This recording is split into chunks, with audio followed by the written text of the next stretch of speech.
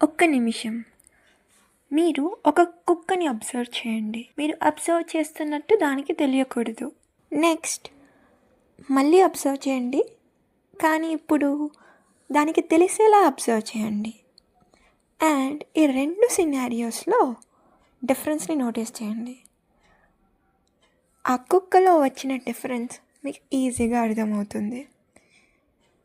Same కాన్సెప్ట్ని మనం Young's double slit ఎక్స్పెరిమెంట్లో చూస్తాం. ఒక పార్టికల్ ఎక్స్పెరిమెంట్ ఇది.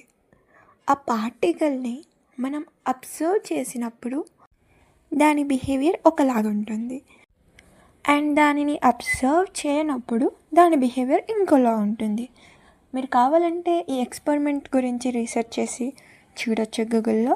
సో ద క్వశ్చన్ ఈజ్, మనం ఆ పార్టికల్ని అబ్జర్వ్ చేస్తున్నట్లు దానికి ఎలా తెలుస్తుంది? కుక్క కంటే తెలుస్తుంది. ఓకే, కుక్క కాన్షియస్గా ఉంది.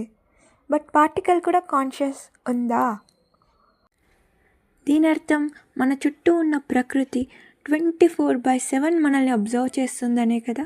So now tell me, can AI get conscious? మీ ఒపీనియన్ని కామెంట్స్లో రాయండి.